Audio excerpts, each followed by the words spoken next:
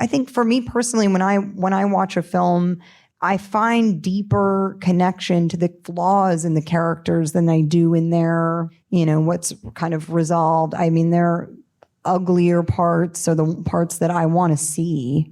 It just felt real to me. It reveals a part of Eleanor that's not the most attractive part of her, and that's important to maintain, I think.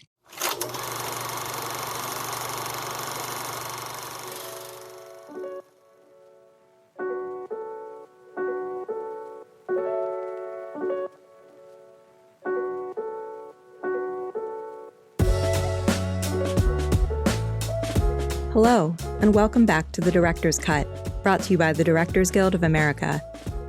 In this episode, a woman moves to New York City for a fresh start after a devastating loss, in director Scarlett Johansson's drama, Eleanor the Great. The film tells the story of 94-year-old Eleanor, who moves from her Florida retirement community to Manhattan after losing her best friend of 70 years. Soon after, she meets a group of Holocaust survivors and feels compelled to tell a story about her past that takes on a dangerous life of its own.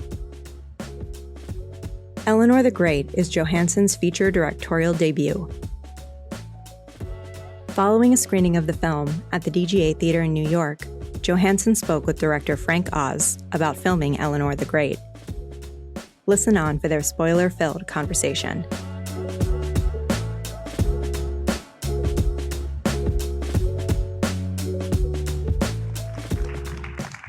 So I saw the film last night in a full house, and same applause, and it was a beautiful piece of work.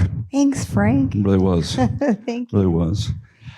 Okay, I have actual questions here. So, the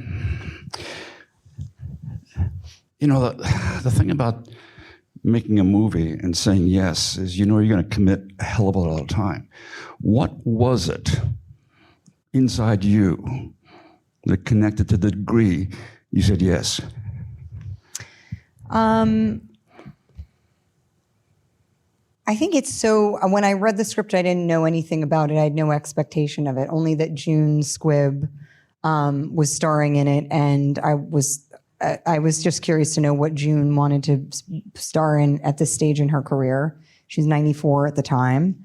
It started out, the script had such, obviously the character experiences this very, very deep loss, and then moves to New York and has this, very, to me, the humor of it was very familiar to me. Her dry, salty, impossibleness was very familiar to me. But it actually was the plot this plot device, the lie, that was so it was so surprising that I was immediately leaned in and, really compelled to discover how is this woman going to get out of this? I'm invested in her story and the friendships, intergenerational friendship. And it's just so rare to read a script that is an original idea that has, this kind of shape to it. It also reminded me of, kind of movies like Crossing Delancey and Living Out Loud and like these New York centric films that I grew up watching and loved, but have this intimate profile. I just was like this. I think I was just so surprised by the script, and it felt like it's very rare that I ever read anything and go, oh, I think I could actually make some version of this that, and this was that. Did it take you a long time to decide, or did you know right away? No, I knew right away. Yeah.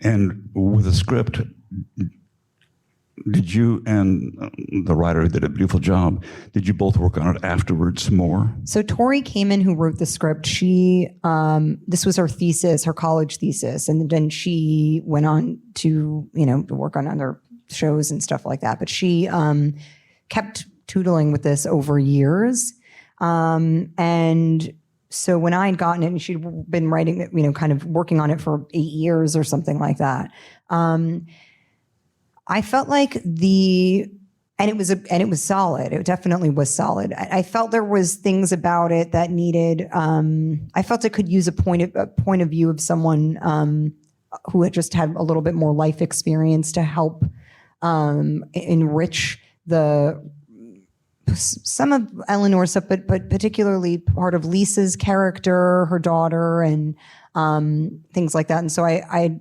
reached out to Erin Cressida Wilson, who I love, and she loved the script too, and so she did a polish on it. Can you tell me a bit more? What does that mean for you? The point of view it needed. I don't know. I think I was looking for an edginess, I guess, a little bit of a more. I think the relationship, particularly between Eleanor and her daughter, is one that it's complicated, and I like that about it. I like that it doesn't really resolve the way that you kind of think it's supposed to, whatever that means, and it has. It just felt real to me. It's sort of another part of Eleanor. It reveals a part of Eleanor that's not the most attractive part of her, and that's important to maintain, I think. Why? Because I think we're kind of. I think it's. There's. It helps to. I think for me personally, when I watch a film, I find deeper connection to the flaws in the characters than I do in their, what's kind of resolved. I mean, their uglier parts are the parts that I want to see. I like that too. I did. I noticed that. And what is the movie about in about one sentence? In one sentence? Yeah. Oh, man. Because I can tell you what I think it is in one sentence. In one, you thought of the question, so you thought of the answer. No, I was thinking about that last night after I saw your movie and why I liked it. And why I liked, besides the movie, why I liked what it was about. But I'm curious, what do you think? What do I think it's about? You don't care what I think it's about. What am I? I'm here, aren't I? What, I'm not at McDonald's. In one sentence, what do I think the movie is about?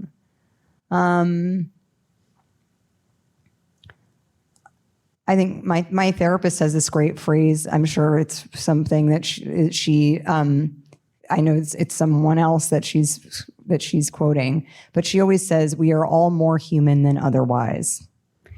Yeah, I tell you what I liked about it. I love the fact that she did something very wrong, and as a result, several right things came out of it. There's the connection of the father and the daughter. There's the father being vulnerable enough to admit how he missed his wife and is grieving. If it wouldn't have happened if she hadn't done the wrong thing. Right. Which I thought that was fascinating. Yeah, I think so too. Just talk about directing itself. You did a table read? Yes. What do you look for in a table read?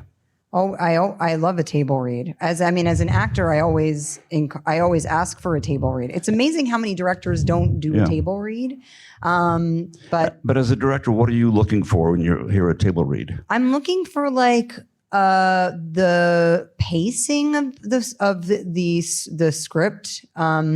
Where I'm looking for excess fat to trim. And I think it's the pacing of it, really. Like, what is feeling long, what is feeling superfluous, that. And then the musicality of it too. But I think I'm really looking at the pacing of it. I'm not, the content, the chemistry between actors and whatnot, none of that stuff, it doesn't matter. Because. Why does that matter? Because table reads are some people are good at them and some people aren't, so you can't really judge an actor's performance at a table read. Right. And I mean, if I've cast them, in this anyway, it's because they're good. And so I assume that they'll have chemistry with whatever actor they're with, Right. who's also good, But I think it's more about the pace of the script and how it's feeling, so I can understand what's unnecessary, And how much rehearsal time did you have? We didn't have that much rehearsal time. I mean, we had our pre-production, which is like 5 weeks or whatever. I didn't think it was necessary really to rehearse like some, I've done all kinds of rehearsals with directors. Everybody is different. Sometimes there's absolutely no rehearsal at all. And I'm the person going, do you think we should just at least get together to talk through some of these issues? Oh yeah, we'll make time, type of thing, like 72 hours before you start shooting. But and then I've worked, of course, with other directors like Noah Baumbach, who, you actually go to the physical space and shot list, complex scenes, so people do it in different kinds of ways, as you know. But I think for me, it's more about just getting the actors together, who have significant relationships, and let's just make sure that we are kind of agreeing to whatever the dynamic is here. And what happens if they don't agree with you? If they don't agree, that's rough, I don't know. I mean, I think it's hard. You don't want to force someone. You can't really force somebody into a performance that doesn't feel right to them. I wouldn't like that either. And it just doesn't, there's just, there's nothing, it's a tough position to be in, I think. I mean, if you really were not seeing eye to eye with somebody, then I think you may have to consider recasting them. Don't you think so? If it gets that bad, yeah. If it's really, really bad. I've been on jobs where it was bad like that. Yeah. That's rough. Tell me about your keys. When you hire your keys, your production designer, your first AD, let's talk about the first AD. What are you looking for in a first AD? A sense of humor. That's the first thing. A sense of humor. That's basically it. I actually think that's kind of the key thing, because I think if someone can laugh and feel and makes, you understand that you go, this person's in control. They're able to, keep a relaxed attitude on set and approachable, and then the crew knows that when you're getting down to the wire and the first AD is not laughing, we are all like, oh shit, paying attention, and let's, it's a scramble. Let's get this done. But our first AD, Pierre Coriac, who's amazing, he's actually has not done a film in, I don't know, over 30 years or something like that. Really? No, he is the most successful commercial, and now he doesn't do music videos, and he used to do all of them, but he does every commercial. Did you look for other firsts, or did you go right to that person? I did look at other firsts, yeah. And what caused you to make your mind up about this particular person in the interview?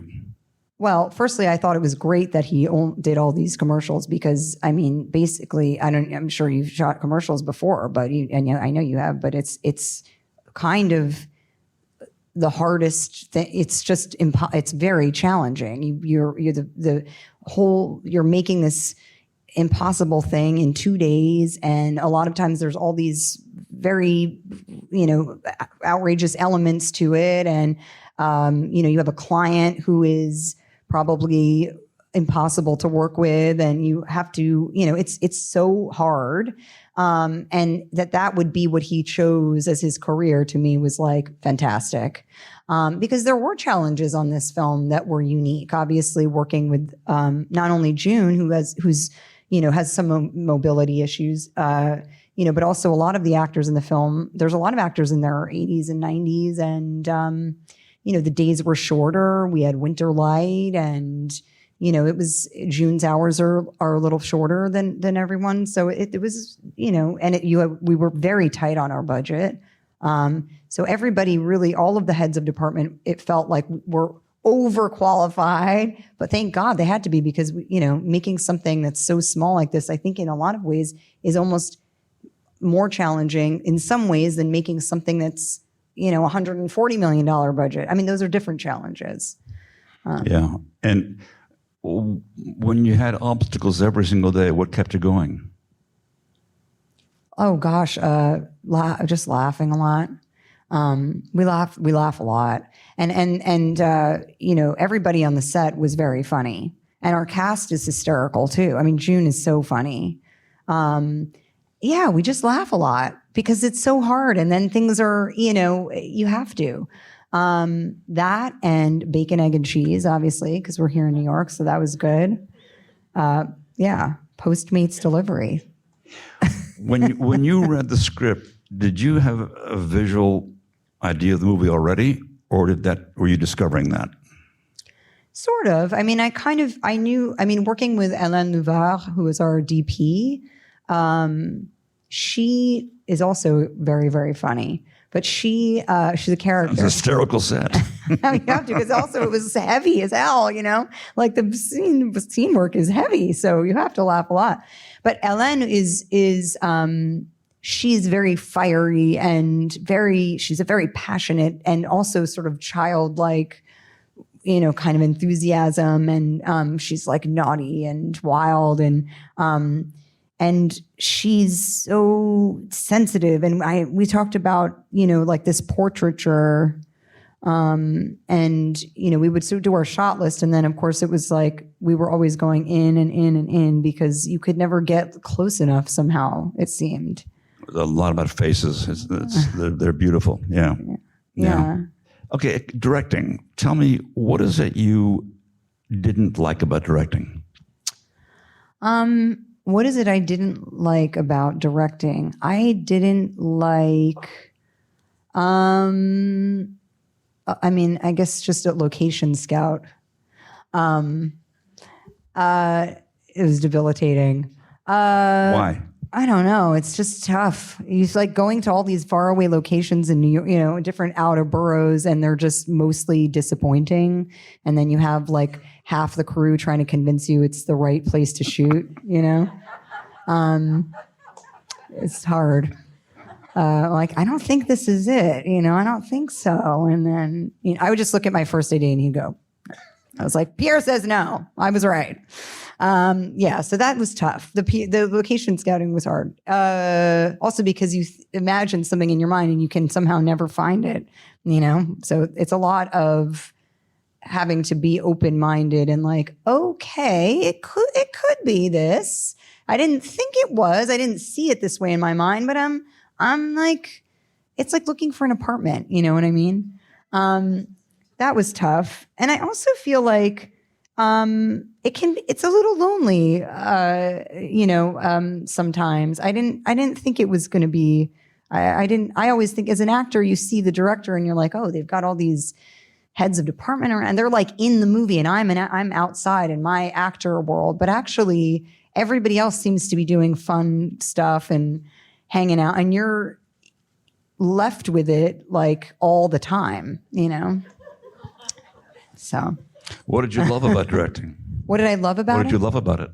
Oh, I loved so many parts of it. I loved the community of it. I loved, even though I just said that you feel very alone, but you also don't, because everybody's there. I loved working with talented people and the way we feed off one another and feeling like everybody was coming to work and doing their best, and how meaningful that is just filled my cup, and all across the board, the actors and, everyone, our art department, our camera department, everybody really was so dedicated to. Well, that says a lot about you, because you're the one who leads them all. It's like, I remember, the fish smells from the head, as Vince Gardenia used to say. And What did you learn from the directing? What did I learn about it? There were things I learned that I didn't know. I mean, the whole post process was something that Which process? The whole process of posting the film was something that there were many parts of it that were new to me that I loved. I loved sound editing and the mixing process a lot. But I guess, what did I learn about it? I think, that it's a funny thing. I think as an actor, you hold directors in this sort of other category. Like, it seems like directors are, they're doing this kind of special thing, and it's hard to understand what the ingredient is that like makes it work for them. And it was sort of like humbling, the experience of it in a way. Did you find the ingredients for yourself? Did I what? Did you find the ingredients for yourself? Did I find the ingredients? I don't know yet. I'm not sure. I think for me, again, surrounding myself with people that are funny and talented and passionate and dedicated and curious, that to me is those are all the ingredients. I've definitely worked with directors that are they sort of are on their own island, and that's okay for them. I mean, it's not very pleasant for everybody else. But sometimes that doesn't matter for the director, whether the experience is pleasant for everybody else. And I mean, as I've gotten older, I have like no tolerance for that. But when I was younger, I had more tolerance for it. But now I don't. But it just, I don't know. To me, that the ingredients are the people you surround yourself with. And being an actress so well known and done such great work, did you learn from other directors from the set? Yeah, I mean, I think it's funny. Definitely, like Wes was like, you need more coverage than you think you do. That was true.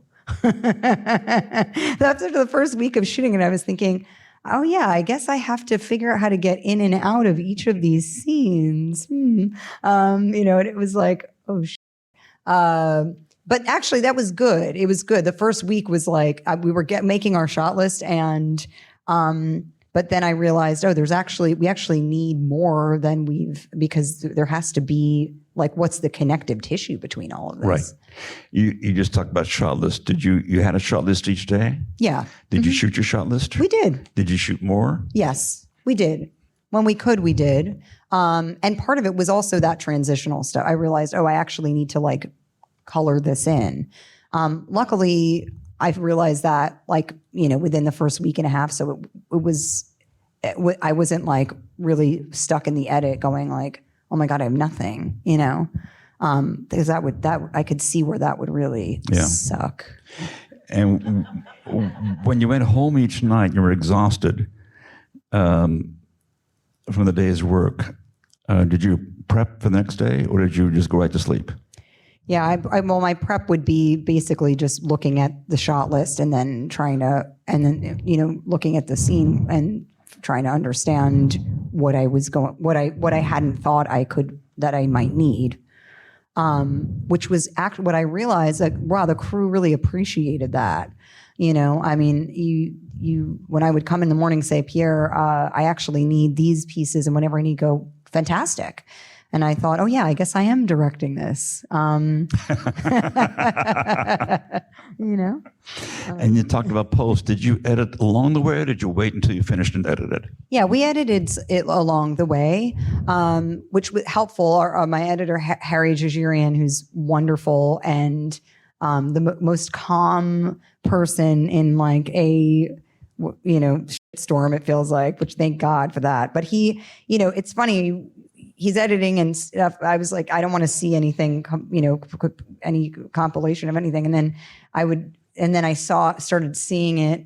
We watch it when you first, whatever is kind of, a few steps ahead when you first get into the edit. And it was like, oh my God, I just thought, I was just like angry for some reason. Why? I don't know, because I'm like a control freak or something. What, you expected something else then? I expected what I saw in my mind, Right. Right. not what he had edited. Do you ever get close? To what I saw in my mind? Yeah. Yeah, I did. I think the film is what I saw in my mind. What I really appreciate, what I understood about it, though, was that, like, oh, this is a suggestion of what it could be. But actually, what was really helpful was to see all the stuff we had, and like work with somebody who was very organized. So I stopped getting offended, even though I would say things like, "Oh my God, Harry, this is terrible." Whatever. Like, why are you on that? That's not what we want to see. You want to see this person, or like, let it breathe. But then you learn each other, You said let it breathe, so you were saying that to the editor. Yeah. That's good. Yeah. I mean, you did let things breathe. That was really important. I saw. Yeah, I agree. I also I need time when I'm watching something to like understand how I feel about it. Yeah. And when things happen too quickly, I feel like I'm missing stuff. Yeah, that came through in the movie. That was good. Yeah, I saw that. And when you're posting and you're doing mixing, what do you do? Do you just kind of say, okay, guys, you take it first, and I'll come in and do some notes, or are you with them all the time? No, I would come in because we were also coloring at the same time, so I would kind of bounce back and forth. We were on sort of a compressed schedule because very weirdly, I only had 5 weeks to post to edit the film into a director's cut because I was leaving to shoot a very much smaller movie called Jurassic World Rebirth, which felt insane. And so I had 5 weeks, did this director's cut, flew to Thailand, saved the world from dinosaurs and all that stuff. And while I was there, I was able to kind of continue editing, like with the time difference, it sort of worked in my favor. But it was when I got back, because our budget was so lean, that's a nice way of saying it, but we had a compressed schedule, so I had to go between the mix and coloring and back and forth.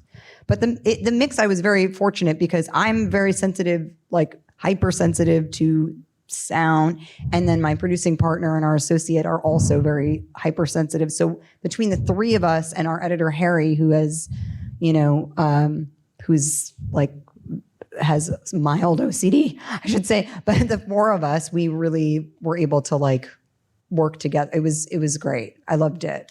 And it was fun to see what everybody was picking up on, little things here and there. And then what I didn't realize about sound editing is that, and I'm sure all you guys know this, but it was like, oh, there is no sound. Actually, the sound, it's all gone and you're just putting it back in, which to me was like, amazing. I mean, how fun, and how great. It's just insane.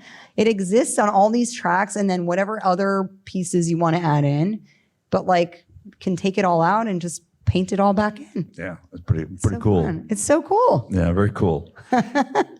I was going to ask you one more question. What was it? It was, okay. I think you answered it already, but was the result what you'd hoped for? It's so hard to know now, because it's what it is, but I think, it's hard to imagine it any other way. There's so many pieces of it that came, like Dustin O'Halloran, who did the composition of the film, was the only person that I went to, and he said a yes immediately, and was sending me, he was watching the footage that as it was coming in, and he was just playing along to it. And he would send me these tracks, and I was like, it just was like he went in my mind and created this music. And so as all the pieces started to come together like that, it's hard to think about what I thought it was without it. You know what I mean? Yeah. Because it becomes this whole living thing. Yeah. But yeah, I think it is how I envisioned it. Well, that's satisfying. Yeah, it is. It's so satisfying. And I'd have to say, the actors in it are so they're so beautiful and so open and vulnerable and nuanced and like brave. You know, they give brave performances. They're not playing all like they're complicated people. They're not all likable all the time. Yeah. And, you know, that's brave to be able to you know, commit to that. And you know, their performances are deeper than what I could have imagined. That's nice. Yeah, they're beautiful. Yeah. Okay, well, you did a beautiful film. Thanks, Frank. Thank you so much. Thank you all for coming. Thank you very much. Thanks for listening to another DGA Q&A. The Director's Cut is available wherever you listen to podcasts. And please share, subscribe, rate, and review. We'd love to hear your feedback, and you can help fellow film buffs find the show. Thanks again for listening, and we'll see you next time. This podcast is produced by the Directors Guild of America.